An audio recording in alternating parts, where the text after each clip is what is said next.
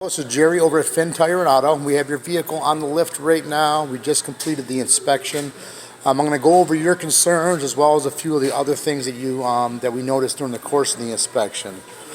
Check engine light. Check engine light is on due to a failed thermostat. Doesn't mean that the car is overheating, but ultimately the car is not seeing the thermostat open and closed when it's wanted to. Now the issue with this vehicle, in Nissan's infinite wisdom, they installed two thermostats on this vehicle.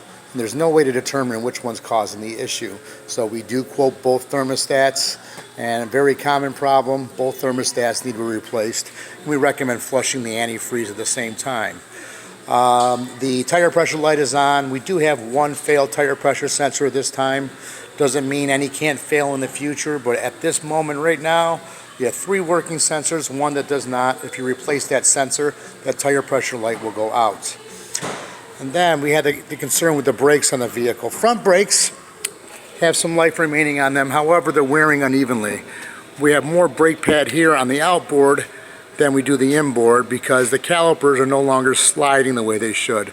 And we can correct that by simply taking everything apart, cleaning it, and lubricating it.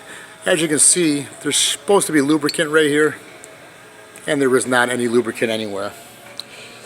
And that just happens from driving in our climate over the course of a couple winters. Salt and water dissolve that lubricant. The rear brakes, this side isn't worn all the way down, but the passenger side, driver's side rear is worn down metal to metal, grinding. The caliper does free up though. So the caliper's okay. We need to replace pads and rotors. When we do a brake job in a vehicle, we also recommend flushing the brake fluid. It's recommended every 3 years regardless of mileage. We can do the brake job without flushing the fluid, but that maintenance item would be recommended. Front of the vehicle, we have loose stabilizer links. If you can hear that noise over the microphone. If you're hearing rattling over bumps, both sides are doing it. That's what's causing it. We have a couple of tires that are worn. See, these are wear bars. That's at 2/32. You are flush with the wear bars on both front tires. And when you're that low in the tread, you lose the ability to disperse water, meaning you can hydroplane. The rear tires have plenty of tread. You can see the wear bars are really deep. Plenty of tread on those tires on that side, as well as the other side.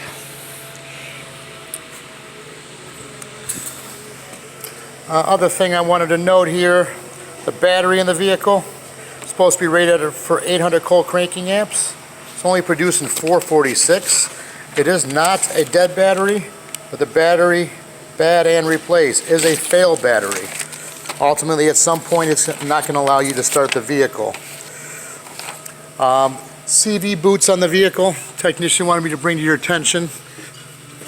If you look inside here, these CV axles, see how this is completely dry? And here this axle's been flinging grease. This is when the CV joints start to fail. Ultimately, if that completely fails, you can see this side as well. It's been flinging grease everywhere. When that axle completely fails, it separates and then the vehicle won't move. That's what propels the front wheels. Now I know I just threw a lot of information at you. There's also some maintenance that could be done in the vehicle, but ultimately we have plenty of repairs that are needed at this time, so let's concentrate on getting the vehicle back in order. And if you wanted to, we can talk about maintenance at a later date, or we can, depending on how much you want to spend, we can talk about maintenance now. My name is Jerry. When you get done viewing the video, give me a call, 440-439-2244. Thank you.